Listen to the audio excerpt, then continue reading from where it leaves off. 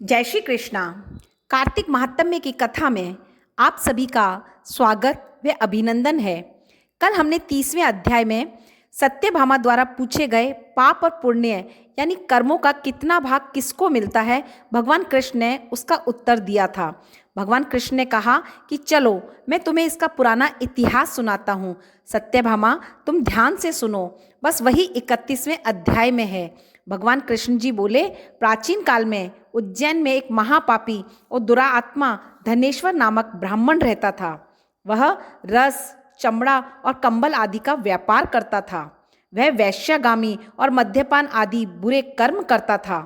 चूंकि वह रात दिन पाप में रत रहता था, इसीलिए वह व्यापार में नगर नगर में घूमता भी था। एक दिन महिषपतिपुरी जो राजा महिष ने बसाई थी, इसलिए वह राजा के नाम से विख्यात भी हुई। नगरी के पास ही पाप नाशनी पुण्य कारणनी भगवती नर्मदा बहती थीं। उस नदी के किनारे देशांतर से आए यात्री कार्तिक व्रत करने को कुछ दिन के लिए ठहरा करते थे। उन कार्तिक व्रत करने वाले प्राणियों को वहां ठहरा देखकर वह दुष्ट धनेश्वर भी इधर उधर घूमता हुआ 1 मास के लिए वहीं ठहर गया। अपने माल को बेचता हुआ वह नर्मदा नदी के तट पर घूमता हुआ ब्राह्मणों को देव पूजा रत देखता था।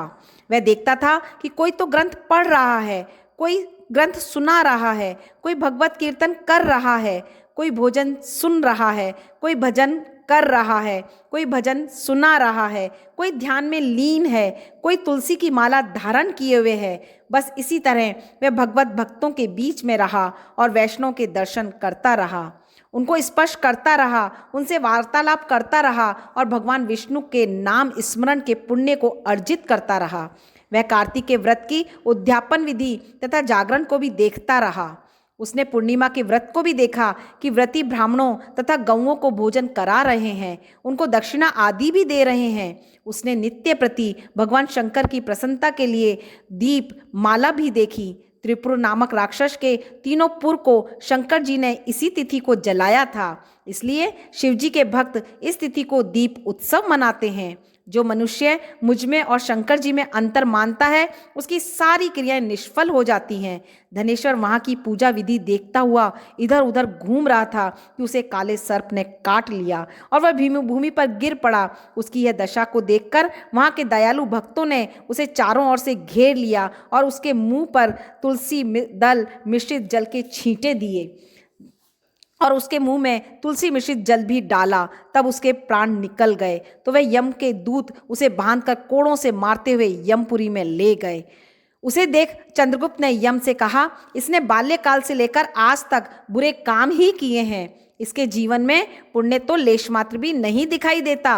यदि मैं पूरा 1 वर्ष आपको सुनाता रहूं तो इसके पापों की सूची समाप्त नहीं होगी। यह महापापी है, अतः इसको 1 कल्प तक घोर नरक में डालना चाहिए।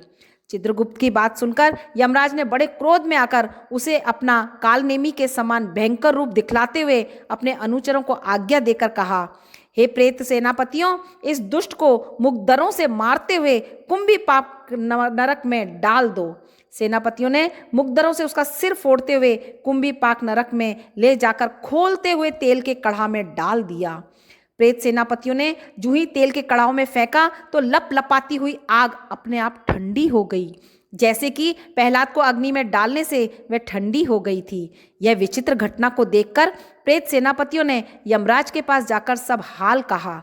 यमराज भी आश्चर्यचकित होकर धनवेश्वर को अपने पास बुलाकर स्थिति पर विचार करने लगे। उसी समय नारायण नारायण का कीर्तन करते हुए देव ऋषि नारद जी भी वहां आ पहुंचे और यमराज से कहने लगे, हे यमराज, यह ब्राह्मण नरक में डाले जाने के योग्य नहीं है, क्योंकि इसने अंत समय में कुछ शुभ कर्म किए हैं जो कि नरक यातना को नष्ट करने वाले हैं। जो लोग भगवत भक्त का दर्शन करते हैं, उनसे वार्तालाप करते हैं, उनका स्पर्श करते हैं, चाहे उन्होंने कोई पुण्य कर्म न किया हो, सहज में ही स्वर्ग के अधिकारी हो जाते हैं।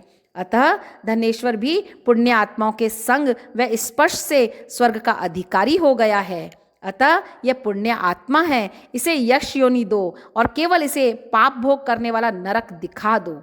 भगवान कृष्ण ने कहा, जब नारद जी भी ऐसा कहकर चले गए तो धनेश्वर को पुण्य आत्मा समझते हुए यमराज के दूतों ने उन्हें सिर्फ नरक दिखाया और फिर यश योनि दी।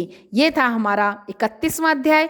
कल हम 32वें अध्याय का रसपान करेंगे। जय श्री कृष्ण।